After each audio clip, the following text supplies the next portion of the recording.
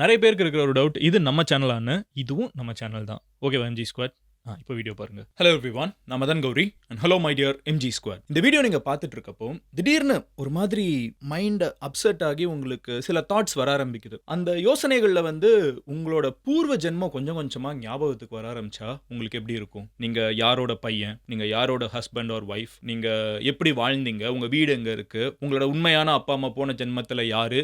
இந்த டீடைல்ஸ்லாம் உங்களுக்கு ஞாபகத்துக்கு வந்தா எப்படி இருக்கும்? அதன் முதல்ல போன ஜென்மம்னு ஒண்ணு இருந்துச்சான்னே எனக்கு தெரியாது. எனக்கு எப்படி இதெல்லாம் ஞாபகத்துக்கு வரும்னு தானே நீங்க கேட்குறீங்க. இந்தியால ஒரு பயங்கரமான கேஸ் இருக்குங்க. டிட்டு சிங் அப்படின்னு சொல்லப்படக்கூடிய இந்த ஒரு பேரை நீங்க இன்டர்நெட்ல போட்டீங்கனாலே கூகுளே அலறி அடிச்சு உங்களுக்கு ஏகப்பட்ட டேட்டாவை எடுத்துட்டு வந்து காமிக்கும். என்ன விஷயம்னு பார்த்தீங்கன்னா 1983ல பிறந்த ஒரு பையன் 4 வயசு இருக்கிறப்போ நான் இதே ஊர்ல கொஞ்சம் வருஷத்துக்கு முன்னாடி இறந்து போன ஒரு ரவுடியோட மறுபிறவினா எனக்கு அங்க கூப்பிட்டுட்டு போங்க, அங்க என் பொண்டாட்டி இருக்கா, அங்க என்னோட குழந்தைங்க இருக்காங்கன்னு சொல்லிட்டு ஒரு 4 வயசு பையன் சொல்லியிருக்கான். தி கிரேசி பார்ட் இஸ் அவன் அங்க கூப்பிட்டுட்டு போனா அங்க உண்மையிலே அதே மாதிரி ஆட்கள் இருக்காங்க. இந்தியாவையே திரும்பி பார்க்க வச்ச ஒரு பர்டிகுலர் கேஸ். வேர்ல்டு ஃபுல்லா டிட்டு சிங் கேஸ்னு சொன்னா இந்த மறு ஜென்மத்தில் இருக்கிறவங்களுக்குலாம் கண்டிப்பா தெரிஞ்சிருக்கும். அந்த மாதிரி இன்டர்நெட்டையே பிரேக் பண்ற அளவுக்கு ஒரு பயங்கரமான கேஸை நான் உங்ககிட்ட சொல்ல போறேன். இதுல கிரேசி பார்ட் என்ன தெரியுமா? டிட்டு சிங் இன்னும் உயிரோட இருக்காரு. அண்ட் டிட்டு சிங் ஆக்ரால பிறந்து இந்த மொத்த கதையும் டெல்லி கிட்ட நடந்தாலும் டிட்டு சிங் தன்னோட வாழ்க்கையில அதிகமா வாழ்ந்த ஒரு ஊர் எதுன்னு பாத்தீங்கன்னா தென்காசி, தமிழ்நாடு. என்ன மதன் சொல்ற அப்படின்னு தானே கேக்குறீங்க. டீடைலா சொல்ல ஆரம்பிக்கிறேன். ஒரு பயங்கரமான மறுஜென்ம கதை. இன்னைக்கு வரைக்கும் நிறைய பேர்னால இத ஃபேக்ட் செக் பண்ணி இது இல்லன்னு சொல்ல முடியல, இது இருக்குன்னு நம்ப முடியல, எல்லாரும் தலையை பிக்க வச்சுக்கிற கூடிய ஒரு பர்டிகுலர் கதை தான் உங்ககிட்ட சொல்ல போறேன். இவர் இன்னும் இருக்காருங்கிறது மிகப்பெரிய highlight. So let's get started. But அதுக்கு முன்னாடி இந்த மாதிரி அமானுஷ்யமான விஷயங்கள் கூட உங்களுக்கு டெய்லி கேட்கறது ரொம்ப பிடிக்கும். எனக்கு இந்த மாதிரி வீடியோலாம் கரெக்டாக சேர்ந்தா சூப்பராக இருக்கும்ப்பா, செம்ம என்டர்டைன்மெண்ட் இருக்கும் அப்படின்னு யோசிச்சிங்கன்னா மதன் கௌரி சேனலை சப்ஸ்கிரைப் பண்ணி எம்ஜி ஸ்குவாட்ல சேருங்க. அப்போ நான் தான் யூடியூப் அல்கோரிதம் நெக்ஸ்ட் டைம் நான் இந்த மாதிரி கண்டென்ட் மேக் பண்ணுறப்போ கரெக்டாக உங்ககிட்ட சேர்க்கும். சப்ஸ்கிரைப் பண்ணிட்டீங்களா? எம்ஜி ஸ்குவாட்ல சேர்ந்தாச்சா? இப்போ நான் உங்ககிட்ட எக்ஸ்பிளைன் பண்ண ஆரம்பிக்கிறேன். முதல் விஷயம் என்ன அப்படின்னு பார்த்தீங்கன்னா 12 டிசம்பர் 1983. ஸோ கிட்டத்தட்ட ஒரு 40 இயர்ஸ் இருக்குமா. டிட்டு சிங் அப்படிங்கிற ஒரு பையன் ஆக்ரா கிட்ட இருக்கக்கூடிய பார்ட் அப்படிங்கிற ஒரு ஊர்ல பிறக்கிறான். இந்த தமிழ் பார்டு இல்ல, ஹிந்தியில் அந்த ஊர் பேர். ஓகேவா? ஸோ இந்த பையன் 6 குழந்தைங்கள்ல 6வது பையனா ஒரு ரொம்ப ஏழ்மையான ஒரு வீட்டில் பிறக்கிறான். அந்த வீட்டில் ஆல்ரெடி பார்த்தீங்கன்னா 3 அக்கா இருக்காங்க, 2 அண்ணன் இருக்கான். கடைசி பையனா டிட்டு சிங் அப்படிங்கிற ஒரு பையன் பிறக்கிறான். இந்த ஏழ்மையான வீட்டில் வளரக்கூடிய டிட்டு சிங் சின்ன வயசுல ஒரு 2 வயசு வரைக்கும் எதுவும் தெரியல, நார்மலா எல்லா குழந்தைங்க மாதிரி தான் இருந்திருக்கான். பட் இந்த 2.5 வயசுல கொஞ்சம் கொஞ்சமா பேச ஆரம்பிப்பாங்கல்ல, அந்த டயத்துல பார்த்தீங்கன்னா முதல்ல அம்மாவை பார்த்து ஏன் இப்படிலாம் ட்ரெஸ் பண்ற, இதெல்லாம் நல்லா இல்ல, என்னோட உண்மையான அம்மா எவ்வளவு அழகா ட்ரெஸ் பண்ணுவாங்க தெரியுமா, நீ அசிங்கமா ட்ரெஸ் பண்ற அப்படிங்கிற மாதிரி கமெண்ட்ஸை பாஸ் பண்ண ஆரம்பிச்சிருக்கான். ஸோ ஸ்டார்டிங்ல அந்த வீட்டில் எல்லாரும் இருந்துகிட்டு இது ஒரு டைகர் ஃபயர் குழந்தை, சும்மா ஸ்டார்டிங்லேயே சின்ன வயசுல ஓவரா பேசுது அப்படின்னு தலையில தட்டி இப்படிலாம் பேசக்கூடாதுன்னு சொல்லி வார்ன் பண்ணியிருக்காங்க. பட் அந்த குழந்தைக்கு வயசாக வயசாக அந்த குழந்தை ரொம்ப ஸ்ட்ராங்கா அந்த டிட்டு சிங்கிற பையன் என்ன சொல்ல ஆரம்பிச்சிருக்கான்னா, இது என் வீடே கிடையாது, நான் எப்படி வாழ்ந்தவன் தெரியுமா, நான் எவ்வளவு பெரிய ஆள் தெரியுமா இதே ஆக்ரால, என்ன எனக்கு கேவலமா இந்த வீட்டில் வாழ்த்துட்டு இருக்கீங்க, இந்த வீட்டில் என்ன எங்கனாலும் நடந்து கூப்பிட்டு போயிட்டு வந்துட்டு இருக்கீங்க, கேட்ட சாப்பாடு கிடைக்க மாட்டேங்குது, பிடிச்ச ட்ரெஸ் போட முடியல, நான் மிகப்பெரிய பணக்காரனா இதே ஊர்ல நான் வாழ்ந்தப்போ எல்லாரும் எனக்கு மரியாதை கொடுத்துருக்காங்க, நீங்க எல்லாம் சல்லி பசங்க, எனக்கு இந்த வீட்டிலே இருக்க பிடிக்கல அப்படின்னு சொல்லிட்டு உண்மையிலே ஒரு மிகப்பெரிய டைகர் ஃபயர் மாதிரி பேச ஆரம்பிச்சிருக்கான்.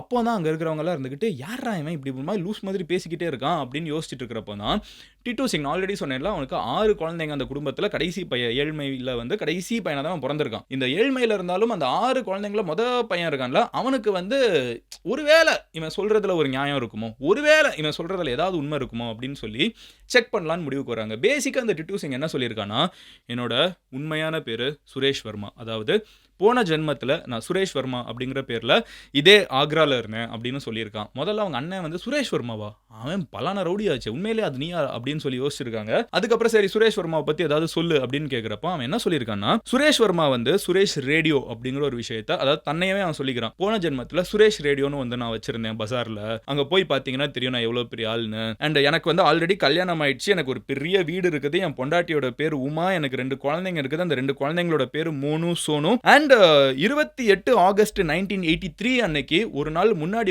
என் பொண்டாட்டியோட நல்லா ஜாலியாக வெளியெல்லாம் சுத்திட்டு வந்தா, அடுத்த நாள் நான் கார்ல வீட்டுக்கு திருப்பி வந்தேன். அந்த கார்ல வந்து நின்னப்போ ஹார்ன் அடிச்சேன் கதவு திறக்கிறதுக்கு. கரெக்ட்டா என் பொண்டாட்டி வந்து கதவு திறக்கிறதுக்கு வெளிய வர்ற நேரத்துல என்னைய 2 பேர் பைக்ல வந்து சுட்டுட்டாங்க. அப்படி சுட்டப்போ தான் எனக்கு வந்து இந்த ரைட் சைடு புல்லட் போய் லெஃப்ட் சைடு வெளிய வந்துருச்சு அப்படின்னு சொல்றான். இதுல என்ன கிரேசி பார்ட்ன்னு பார்த்தீங்கன்னா, இவன் இதெல்லாம் சொல்றான்ல, இவங்க அண்ணன் வந்து இதெல்லாம் உண்மையிலே நடந்துச்சா? அந்த அப்படி ஒருத்தன் இருந்தான்னு தெரியும். சுரேஷ் வர்மான்னு ஒரு ரவுடி இருந்தான்னு தெரியும். பட் மீதி டீடைல்லாம் உண்மையிலேயா? இப்படி தான் அவன் இறந்தானா? இப்படி தான் அவன் கடை இருக்கா? அப்படின்லாம் போய் செக் பண்றதுக்கு ஆக்ராவுக்கு போய் பார்த்தா, இவங்க பாட் அப்படிங்கிற ஊர் இருக்காங்க. அங்கேருந்து ஒரு 16 கிலோமீட்டர்ஸ் தள்ளி தான் ஆக்ரா. அவங்க வந்து அவ்வளோ ஈஸியாலாம் ஆக்ராக்கு 1980ஸ்ல போயிட்டு வரல. இருந்தாலும் அவங்க அண்ணன் ஒரு எஃபர்ட் எடுத்து அங்க போய் பார்த்தா, உண்மையிலேயே அங்க ஒரு கடை இருக்குது. அந்த கடையோட பேரு வந்து சுரேஷ் ரேடியோ அப்படின்னு வச்சிருக்காங்க. இந்த சுரேஷ் ரேடியோ அப்படிங்கிற இடத்துல வந்து ஒரு லேடி வந்து உட்கார்ந்துட்டு இருக்காங்க. அவங்க யாருங்க அப்படின்னு கேட்டா அவங்க சொல்றாங்க, உமா சுரேஷ் என் பேரு. என் கணவர் வந்து இறந்து போயிட்டாரு. எப்போ இறந்தாருன்னு கேட்டா 28th ஆகஸ்ட் 1983. அதாவது இங்க வீட்ல பையன் என்ன சொல்றானோ அதே பேரை தான் அங்க இருக்கிற கடையில உட்கார்ந்துட்டு இருக்கிற லேடி சொல்றாங்க. அவங்களோட ஹஸ்பண்ட் இறந்துட்டாங்கன்னு. இந்த பையன் இங்க இருந்து கரெக்டா சொல்றான். அந்த டேட்ல தான் நான் இறந்தேன். அதுக்கப்புறம் ஒரு 107 நாள் கழிச்சு மறுபடியும் இந்த வீட்ல பிறந்திருக்கேன் அப்படின்லாம் இந்த பையன் சொல்றான். இப்போ இவனுக்கு இதெல்லாம் சர்ப்ரைஸ் ஆனவனா அவன் என்ன பண்றான்னா, அங்க இருக்கிறவங்க கிட்ட எல்லாம் சொல்றாங்க, இங்க பாருங்க எனக்கு எங்க வீட்ல வந்து இப்படி எனக்கு ஒரு தம்பி இருக்கான். அவன் இதெல்லாம் பேசிட்டு இருக்கான். அவன் ரொம்ப சின்ன பையன், ஒரு 4-5 வயசு தான் இருக்கும். இதெல்லாம் எனக்கு நம்புறதா இல்லையான்னு தெரியலனோன்னா, இவங்க இருந்துகிட்டே நாங்க வெரிஃபை பண்ணி பார்த்துடுறோம். நீங்க சொல்றது வந்து எங்களுக்கும் ஆச்சரியமா தான் இருக்குது. இவன் எல்லாம் பிராங்க் பண்ணிருக்கான். ஊருக்குள்ள இப்பலாம் ஒரு பையன் புருஷன் அப்படின்னு சொல்லிட்டு ஒரு ஓல்டு லேடி ஒருத்தங்கள சொல்லிட்டு இருந்தா எவ்வளவு தப்பா இருக்கும். நான் வந்து எதுக்கும் வந்து செக் பண்ணிடுறேன்னு சொல்லிட்டு அடுத்த நாள் உமா அண்ட் உமாவோட மாமனார் மாமியார் எல்லாருமே வந்து ஒரு கார்ல கிளம்பி வீட்டுக்கு வராங்க. யாரோட வீட்டுக்கு? டிட்டுவோட வீட்டுக்கு. பார்ட் அப்படிங்கிற ஊருக்கு, கிராமத்துக்கு வராங்க. டிட்டு வந்து வீட்டு முன்னாடி உட்கார்ந்துட்டு இருந்திருக்கான். உட்கார்ந்துட்டு இருக்கிற டயத்திலே கரெக்டா இந்த கார் வந்த உடனே அவன் வந்து ஏதோ ஒரு கார்னு நினைச்சிட்டு இருக்கான். இறங்கின உடனே பார்த்த உடனே அவன் ஒரு மாதிரி ஹைப் ஆகுறான். ஹைப் ஆகிட்டு அவன் என்ன பண்றான் அப்படின்னு பாத்தீங்கன்னா, கிட்ட போயிட்டு ஏன் கார்ல வரலையா அப்படின்னு சொல்லி கேட்டிருக்கான். அங்க இருக்கிறவங்களுக்கு அதுவே பெரிய அதிர்ச்சி. ஏன்னா அவன் ஒரு ஃபியட் கார் வச்சிருந்தான். அதாவது இந்த சுரேஷ்ங்கிற ஒரு முந்தின ஜென்மத்துல அவன் சொல்றான்ல தான் அதுன்னு. சோ இவங்க வீட்ல இறந்து போன அந்த ஒரு பையன் வந்து 28 வயசுல அவன் இறந்து போயிட்டான். ஓகேவா? ஒரு ரவுடியா வாழ்ந்தான், அவன் இறந்து போயிட்டான். அவன் ஒரு ஃபியட் கார் வச்சிருந்தான். அவன் இறந்ததுக்கு அப்புறம் அது ஒரு துப்பாக்கி வச்சு சுட்டு கண்ணாடி எல்லாம் உடைஞ்சு அவங்களுக்கு அந்த காரே வேணாம்னு சொல்லிட்டு அதை வித்துட்டாங்க. ஒரு ஃபியட் காரை.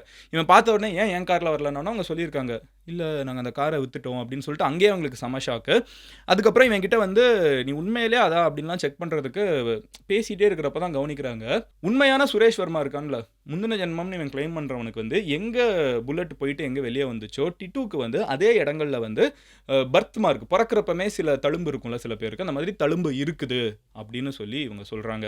அடுத்த விஷயம் என்னன்னு பார்த்தீங்கன்னா, இவன் உண்மையிலே இது டவுட்டா இருக்குது. இருந்தாலும் எப்படி இதெல்லாம் நடக்குமா, வேற இப்படி கேள்விப்பட்டதே இல்லையேன்னு சொல்லிட்டு இந்த டிட்டுங்கிற பையனை வந்து கார்ல தூக்கி போட்டு இவங்க எல்லாரும் கிளம்பி மறுபடியும் வீட்டுக்கு, நான் உனக்கு வா வீட்டுக்கு கூப்பிட்டு போய் காமிக்கிறேன்னு சொல்றாங்க. இதுல ஆல்ரெடி அவங்க ஒரு டெஸ்ட் வச்சிருக்காங்க. என்னன்னு பாத்தீங்கன்னா, இந்த பஜார் வழியா தான் அவங்க போகணும். போற வழியில ஆல்ரெடி சுரேஷ் ரேடியோங்கிற கடை இருக்குது. இவன் போறப்ப ரெகக்னைஸ் பண்றானா இல்லையான்னு பாக்குறதுக்கு இவங்க எதுவுமே சொல்லாம அந்த கார்ல கூப்பிட்டு போயிருக்காங்க. கரெக்டா அந்த கடையை தாண்டறப்போ நிறுத்து கடை இங்க இருக்குது, எங்க போறீங்க அப்படின்னு சொல்லிட்டு இந்த பையன் நிறுத்தி இருக்கான். மறுபடியும் எல்லாருக்கும் அதிர்ச்சி. அடுத்து அந்த கடைக்குள்ள போயிட்டு எல்லாத்தையும் பார்த்துட்டு புதுசா ஒரு ஷெல்ஃப் மாட்டியிருக்காங்க. அந்த ஷெல்ஃப் பார்த்துட்டு, இந்த ஷெல்ஃப் நான் இருக்கிறப்போ இல்லையே, புதுசா மாட்டினீங்களா அப்படின்னு சொல்லி அதே மாதிரி கரெக்டா கேட்டிருக்கான். அண்ட் இவன் வந்து ரவுடிசம் பண்ணியிருக்கான், ரவுடி அதெல்லாம் சொல்லிட்டே இருக்கேன்ல, என்ன பண்ணியிருக்கான்னு பார்த்தீங்கன்னா, லக்கி பாஸ்கர் படத்தில் வர மாதிரி இந்த டிவி ரேடியோ இதெல்லாம் இருக்கும்ல, வெளிநாட்டில் இருக்கிற பீசஸை வந்து இல்லீகலாக இந்தியாவில் இம்போர்ட் பண்ணி அதை பிளாக் மார்க்கெட்டில் விற்கிறது தான் இவனோட வேலையாக இருந்திருக்குது. ஸோ இந்த சின்ன பையன் வந்து ஆனால் இந்த இல்லீகலாக என்னென்ன நடக்குதுங்கிறது வரைக்கும் அந்த கடைக்குள்ள நின்று தெளிவாக பேசியிருக்கான். அது எல்லாருக்குமே அவங்களுக்கு இன்னும் அதிர்ச்சி. இருந்தாலும் அவங்க அப்பா அம்மா 2 பேரும் சரி பையன் நம்மளுக்கு மறுபடியும் கிடைச்சிட்டான் அப்படின்னு சொல்லி ஒரு சைடு ஆறுதல். ஏன்னா 28 வயசுல இறந்து போன பையன், ஓகேவா? அவனோட அப்பா அம்மா, அதாவது சுரேஷ் வர்மாவோட அப்பா அம்மா 2 பேரும் தனக்கு பையன் மறுபடியும் ஜென்மம் எடுத்துட்டான்னு ஒத்துக்கிட்டாலும் உமா அவங்க வந்து அதுக்கு ரெடியா இல்ல. அவங்க வந்து இன்னும் டவுட்ஃபுல்லா இருக்காங்க. சோ அவங்க என்ன பண்றாங்கன்னு பாத்தீங்கன்னா, அவங்களுக்கு 2 குழந்தை இருக்குது, மூணு சோனுன்னு சொல்லிட்டு. அந்த 2 குழந்தையும் இன்னும் ஒரு 20 குழந்தைங்களுக்கு நடுவுல உட்கார வச்சுட்டு, இங்க சொல்லுங்க நம்மளோட குழந்தை யாரு 2 பேருன்னு ஒண்ணு கரெக்டா இவன் ஐடென்டிஃபை பண்ணி மூணு சோனு 2 பேரையுமே கூப்பிட்டுருக்கான். அதுவுமே எல்லாருக்கும் ஒரு மிகப்பெரிய அதிர்ச்சி. ஸோ இவ்வளோ விஷயம் நடந்த உடனே உண்மையிலேயே சுரேஷ் வர்மா தான் ரீபர்த் ஆகி டிட்டு சிங்கா இருந்திருக்காரா அப்படிங்கிற ஒரு கொஸ்டின் வந்து நிறைய பேருக்கு வர ஆரம்பிச்சிருக்குது. இதில் ஸ்பெசிஃபிக்காக சில கேரக்டர்ஸ் அண்ட் பிஹேவியர்ஸ் வந்து டிட்டு காமிச்சது, அதாவது அந்த சின்ன பையன் மறுஜென்மம்னு இருக்கக்கூடிய ஒரு சின்ன பையன் அந்த காலகட்டத்தில் காமிச்சதை சொல்கிறேன். ஃபர்ஸ்ட் நான் ஆல்ரெடி சொன்ன மாதிரி அம்மா வந்து அழகா இல்லை, அம்மா வந்து ஒழுங்காக சாரி கட்டல, என்னோட மனைவியும் என்னோட அம்மாவும் முந்தின ஜென்மத்தில் சூப்பராக ட்ரெஸ் பண்ணுவாங்கன்னு சொல்லிட்டு சாரியை பற்றிலாம் நிறைய பேசியிருக்கான். இது வந்து ஒரு சின்ன குழந்தை பேசக்கூடிய கான்வர்சேஷனில் பட் இவன் பேசியிருக்கான். ரெண்டாவது என்ன அப்படின்னு பார்த்தீங்கன்னா, வீடு ரொம்ப சின்னதாக இருக்குது, என்னோட வீடு ரொம்ப பெருசாக இருக்குன்னு பேசியிருக்கான். அதே மாதிரி அங்க வீடு பெருசா இருந்திருக்குது. மூணாவது என்னன்னு பாத்தீங்கன்னா, அந்த வீட்டுக்கு அவங்க திருப்பி கூப்பிட்டு போனதுக்கு அப்புறம் இங்க எங்க தங்கத்தை ஒளிச்சு வைப்பீங்கன்னு சொல்லிட்டு கரெக்டா அந்த தங்கம் எங்க புதைச்சு வச்சிருக்காங்கங்கறது வரைக்கும் கரெக்டா வீட்டுக்குள்ள ஸ்பாட் பண்ணி எடுத்திருக்கான். இது எல்லாரையுமே ஸ்பெல் பவுண்ட் ஆக்கி இருக்குது. நாலாவது என்ன அப்படின்னு பாத்தீங்கன்னா, இது எல்லாமே பண்ணி முடிச்சதுக்கு அப்புறம் ரொம்ப ஸ்ட்ராங்கா நான் வந்து சுரேஷ் வர்மாவோட மறுஜென்மம் தான் அப்படிங்கறத வந்து எல்லார்கிட்டயும் சொல்லி அவனும் அதை ஸ்ட்ராங்காக நம்புறதுக்கு டிரைவிங் ஸ்கில் சின்ன பையன் வந்து கார் எடுத்து ஓட்டி காமிச்சிருக்கான். அதுவுமே வந்து பயங்கரமாக எல்லாருக்கும் அதிர்ச்சி. எப்படி ஒரு சின்ன பையன் வந்து கார் ஓட்டுறான் அப்படின்னு சொல்லிட்டு இது எல்லாத்தையுமே அவன் பண்ணி முடிச்ச உடனே நிறைய பேர் இவன் தான் அது அப்படின்னு சொல்லி நம்ப ஆரம்பிச்சிட்டாங்க. அது வந்து மறுஜன்மம் தான், டிட்டு சிங் தான் அப்படின்னு சொல்லிட்டு டைம்ஸ் ஆஃப் இந்தியாவில் 1980s வந்து ஒரு ஆர்டிகிள்லாம் வந்து இருக்குது, அதெல்லாம் வாசிக்க முடியுது. ஸோ அப்போ ஒரு பெரிய பரபரப்பாகி இருக்குதுன்னா இவன் எல்லாம் சொல்கிறதெல்லாம் கரெக்டாக இருக்குது. அதில் ஹைலைட் என்ன அப்படின்னு பார்த்தீங்கன்னா, இந்த பையன் இப்படி நடந்துருச்சுன்னு தெரிஞ்ச உடனே 2 பேர் தானா முன் வந்து வீட்டுக்கு வந்திருக்காங்க டிட்டு சிங்கை பார்க்கறதுக்கு. கரெக்டாக பார்க்க வந்த உடனே டிட்டு சிங் இவங்க 2 பேர் தான் தன்னை சுட்டதா ஐடென்டிஃபை பண்ணுறான். லேட்டரா கோர்ட்டில் அவங்க பயந்து போய் மறுஜன்மம்லாம் எடுத்து ஒருத்தன் வந்துட்டான்னு தெரிஞ்சு அவங்களே கன்ஃபஸ் பண்ணுறாங்க, நாங்கள் தான் கொன்னோன்னு. பேசிக்காக இவங்க வந்து ஒரு இல்லீகல் பிஸ்னஸில் இவனும் ரவுடிசம் பண்ணிருக்கப்போ அந்த பிஸ்னஸ் பகை காரணத்தினால 2 பேர் கொண்டிருக்காங்க. ஆனால் அதுக்கு எந்த சாட்சியுமே இருந்ததில்லை. இன்ட்ரெஸ்டிங்லி கோர்ட்டில் வந்து அவங்களே வந்து கன்ஃபஸ் பண்ணுறாங்க, நாங்கள் தான் பண்ணோன்னு. அவங்க ஜெயிலுக்கும் போகிறாங்க. இப்படி இருக்கக்கூடிய டிட்டு வந்து லேட்டர் பீரியடில் படித்து முடிச்சுட்டு பார்த்தீங்கன்னா படிக்கிறதுக்கே ஹையர் ஸ்டடீஸ் வந்து ஊட்டியில் படிச்சிருக்காங்க. அதுக்கப்புறம் பிரின்சிபலாக தென்காசியில் ஒரு காலேஜில் வேலை பார்த்துருக்காங்க. இது எல்லாத்தையும் முடிச்சுட்டு இப்போ மறுபடியும் ஆக்ரா கிட்ட பத்தாஞ்சலி யூனிவர்சிட்டியில் வந்து வேலை பார்த்துட்டு இருக்காங்க. அவங்க தமிழ்நாட்டில் இருந்த டயத்தில் தான் பயங்கரமாக தமிழ் கற்றுக்கிட்டு இருக்காங்க, தமிழ் பேசவும் செய்வாங்க. டிட்டு என்ன சொல்கிறாங்கன்னா, நான் தமிழா இல்லை ஹிந்தியான்னு கூட யாருக்கும் தெரியாது தமிழ்நாட்டில், அவ்வளோ சூப்பராக தமிழ் பேசுவேன்னு சொல்லிட்டு ஒரு பாட்காஸ்ட்டில் டிட்டுவே உட்காந்து பேசுகிறாரு. இப்போ அவர்கிட்ட நீங்கள் சொல்கிறதெல்லாம் நிறைய பேர் நம்ப மாட்டேங்கிறாங்க, நீங்கள் சொல்கிறது வந்து சும்மா புருடா கட்டுக்கதைன்னு சொல்கிறாங்க. அதுக்கு காரணம் என்னன்னு பார்த்தீங்கன்னா, டிட்டு சிங் அப்படின்னு சொல்கிற இந்த ஒரு பையன் வந்து இன்னவே அந்த இறந்து போன சுரேஷ் இருக்கான்ல, அவனோட ஒரு தூரத்து சொந்தமாக இருக்கலாம்னு சில தியரிஸ் இருக்குது. அடுத்து என்ன சொல்கிறாங்கன்னா, அந்த இறந்து போன சுரேஷோட குடும்பத்துக்கு வந்து யார் 2 பேர் இதை பண்ணாங்கன்னு தெரியும், ஆனால் எந்த ப்ரூஃபும் இல்லைங்கிறதுனால கோர்ட்டில் நிரூபிக்க முடியல. மறுஜன்மங்கிற ஒரு ட்ராமாவை அவங்களே போட்டு, இங்கே பாருங்கள் என் குழந்தைய ஐடென்டிஃபை பண்ணிட்டாங்க, பாருங்கள் என் பொண்டாட்டி ஐடென்டிஃபை பண்ணிட்டாங்கன்னு அவங்களே ஒரு கதையை கிரியேட் பண்ணி எல்லாரையும் பேச வச்சு அந்த 2 பேரை தாவாயாலே கன்ஃபஸ் பண்ண வைக்கிறதுக்காக இவ்வளோ ஒரு எலாபரேட்டான ட்ராமா. அந்த இறந்து போன சுரேஷ் குடும்பத்திலேருந்து அவங்களோட சொந்தக்கார பையன் ஒரு ஏழை வீட்டில் இருக்கிறவங்களுக்கு காசெல்லாம் டீல் பேசி பண்ணி வச்சிருக்காங்க, இதை நம்பாதீங்க அப்படின்னு சொல்லிட்டு இது இன்டர்நெட்டில் நிறைய பேர் டிஸ்கஸ் பண்ணுறாங்க. நிறைய பேர் இதை டிஸ்மிஸ் பண்ணுறாங்க, இதுதான் பிளானு, உண்மையிலே அப்படி கிடையாது. பேசிக்காக அவங்களோட கோல் வந்து கொன்ன 2 பேரையும் கன்ஃபஸ் பண்ண வைக்கிறது தான், அதுக்கு தான் இவ்வளோ பெரிய எலாபரேட்டான ட்ராமாவை போட்டிருக்காங்கன்னு. பட் உண்மையிலேயே டிட்டு சிங் வந்து மறுஜன்மமா இல்லையா அப்படிங்கிறது வந்து டிட்டு சிங்க்கு மட்டுமே வெளிச்சம். என்னைய பொறுத்த அளவுக்கு இதெல்லாம் பார்க்குறப்ப எனக்கு சில ஆப்வியஸான கொஸ்டின்ஸ் இருக்குது. கார் ஓட்ட தெரியும், கார் பிடிச்ச ஒருத்தங்கன்னு சொல்கிறாங்க, போன ஜென்மத்தில் யார் குழந்தைங்க ஞாபகம் இருக்குன்னு சொல்கிறாங்க. ஆனால் டிட்டு சிங் வந்து சின்ன வயசுலேருந்தே பார்த்தீங்கன்னா நிறைய வீடியோஸில் மேக்ஸ் படிக்கிற மாதிரி இருக்குது, இங்கிலீஷ் படிக்கிற மாதிரி இருக்குது. போன ஜென்மத்தில் யார் பொண்டாட்டி எத்தனை குழந்தைங்க ஞாபகம் இருக்கும், முந்தின நாள் பொண்டாட்டி ஜிலேபி சாப்பிட்டு நாங்கள் வெளியே போனோங்கிறது வரைக்கும் ஞாபகம் இருக்குன்னா எப்படி 1+1 = 2ன்னு மறுஜென்மத்தில் ஞாபகம் இருக்காது? எப்படி பேசிக்காக வந்து நம்ம படிக்க வேண்டிய சப்ஜெக்ட்ஸ் எல்லாம் போன தடவை படிச்சது இந்த தடவை ஞாபகம் இருக்காது? நான் ரொம்ப பெரிய காம்ப்ளெக்ஸ் ஆனது கூட யோசிக்கல, பேசிக் மேக்ஸ் கூட எப்படி மறந்து போகுங்கிற மாதிரி சில கொஸ்டின்ஸ் எனக்கு இருக்குது. எனக்கு இந்த மாதிரி விஷயங்கள் இன்ட்ரெஸ்டிங்காக ஏதாவது பார்க்குறப்போ எனக்கு மறுஜென்மத்தில் நம்பிக்கை வராது, இதை எப்படி பண்ணியிருப்பாங்கிறத நான் யோசிப்பேன். பட் அது என்னோட ஒப்பீனியன். நீங்கள் என்ன நினைக்கிறீங்க? மறுஜென்மம்னு ஒன்று இருக்குன்னு நினைக்கிறீங்களா? உண்மையிலே டிட்டு சிங் வந்து மறுபடியும் சுரேஷோட மறுஜென்மம்னு நினைக்கிறீங்களா இல்லையா? உங்களோட ஒப்பீனியன் என்னங்கிறத கமெண்ட்ல லீவ் பண்ணுங்க. நாளைக்கு நான் உங்களோட வீடியோவில் பார்க்குறேன். until then bye, Madan Gowri signing off. இந்த மாதிரி வேற ஏதாவது இன்ட்ரெஸ்டிங்கான டாபிக் அடுத்து பேசணும்னு நினைச்சீங்கன்னா இன்ஸ்டாகிராமில் மதன் கௌரி வெரிஃபைட் ப்ரொஃபைல் நீங்கள் ஈஸியாக அங்கே ஃபாலோ பண்ணலாம். அங்கே வந்து சஜஸ்ட் பண்ணுங்க, ஆர் இங்கேயும் கமெண்ட் செக்ஷனில் சஜஸ்ட் பண்ணுங்க. உங்கள் ஃப்ரெண்ட்ஸ் யார் இந்த மாதிரி எனக்கு திடீர்னு விஷன் வருது, நான் போன ஜென்மத்தில் இப்படி இருந்தேன் அப்படி இருந்தேன்னு பேசுவாங்களோ அவங்க கிட்ட இதை ஷேர் பண்ணுங்க, அவங்களுக்கு கண்டிப்பாக எக்ஸைட்டிங்காக இருக்கும். Love you all, take care, bye, cheers எம்ஜிஸ், ஹேவ் அ குட் டே.